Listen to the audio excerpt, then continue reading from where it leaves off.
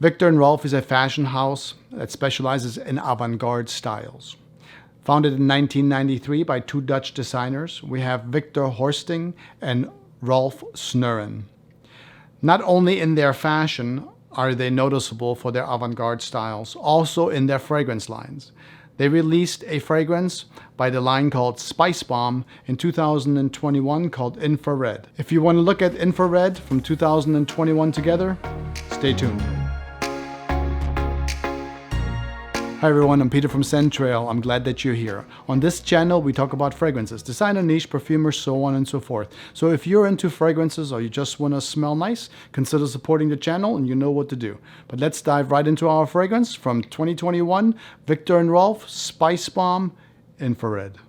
The first Spicebomb was created in 2012 by an exceptional perfumer, Olivier Polge. This was a aromatic, warm and spicy scent bomb. The original Spicebomb, the intent of it anyway, was to remind people that the note or the spicy notes are to men what the floral notes are to women. However, with this statement, I only agree a little bit, because I think that the line between feminine and masculine is getting thinner very rapidly. Nonetheless, Spicebomb was an explosive oriental, expertly blended with sensual undertones. Pink pepper, elemi, a piney resinous note, cinnamon, paprika, and some sensual saffron were some of the top notes, before the fragrance sort of settled into a leather, tobacco with a hint of vetiver at the base. This spicy fragrance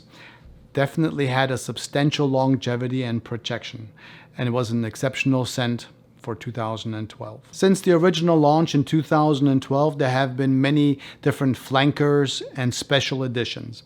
In 2014, we had Eau Fraiche. It added some sea salt and amber.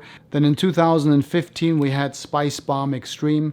This fragrance went away a little bit from the original fragrance. To me, smells quite a bit different. In this fragrance, we have tobacco, we have some vanilla, and there's also a good amount of lavender in this fragrance. The protection and the power that the first one had is definitely still in Spicebomb Extreme. Then in 2019, the brand came out with a fragrance called Spicebomb Night Vision. It didn't get a lot of love in the fragrance community, perhaps to the mandarin and green apple, or green mandarin and Granny Smith apple combination. It just didn't seem to sit that well with the fragrance community, even though I believe Nathalie Larson worked on that one. But then in 2020, the fragrance came out with a Night Vision Eau de Parfum, and that one did seem like it revived the whole theme of night vision for a lot of fragrance enthusiasts. Many said that this is the way the first one should have smelled. Now, I don't have either one of those bottles. I did test them, and for me, it kind of just smelled like it was something that I already have multiples of. And so for me, I didn't get any of those. However, in 2021, the brand released a fragrance called Infrared by Spicebomb, and I did get a bottle of that. Let's take a quick look at the bottle, since I think it does look pretty cool, especially if you backlight it a little bit.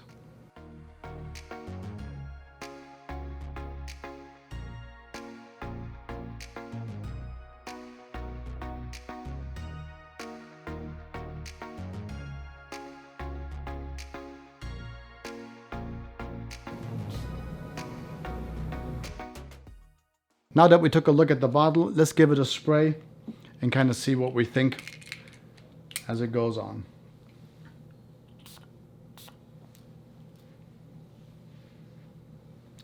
Right off the top, you can tell that this is definitely in the Spicebomb family. Now, I think that this one retains the original DNA just a little bit more than the Spicebomb Extreme. Spicebomb Extreme kind of went completely away from it for me, and this one is a little bit closer at first spray to the original Spicebomb from 2012. The opening is not quite as fresh as the original from 2012. The removal of bergamot and grapefruit make it just a little bit smoother and not quite as fresh. Instead, what you get when you first spray it, you're going to have some red berries. Now I don't know what kind of red berries. It seems to be sort of a mix. It's not only strawberry or raspberry. It's more of a red berry mix. Also, the resinous elemi from the original is no longer there. The whole fragrance is sort of surrounded by cinnamon as it deepens with the fiery red pepper and some tobacco in the base. Now, tobacco is not the only note that is in the base of this fiery infrared. There's also some benzoin. It's a resinous, balsamic fragrance note that's kind of reminiscent of vanilla.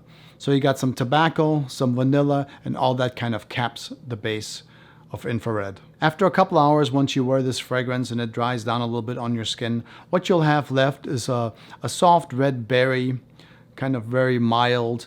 You'll also have the resinous, benzoin, vanilla-like smell on your skin with a touch of pepper. The whole time you have the original sort of lingering in the back. You can definitely tell that it is a Spicebomb.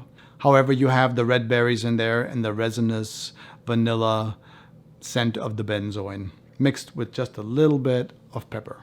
So with the exception of the red berries, it is pretty much or very close to the original. So if you like the 2012, you're most likely going to like infrared. And the same goes for the longevity and protection. It is pretty big and it does last all day. However, I think the infrared might be a little bit shy of the original. It's not quite as loud, but almost, and it projects almost the same. But then again, maybe I'm just getting used to the scent profile of something a little bit oriental and a little bit more spicy. All in all, I think that infrared is a really good release for 2021 for the coolest season.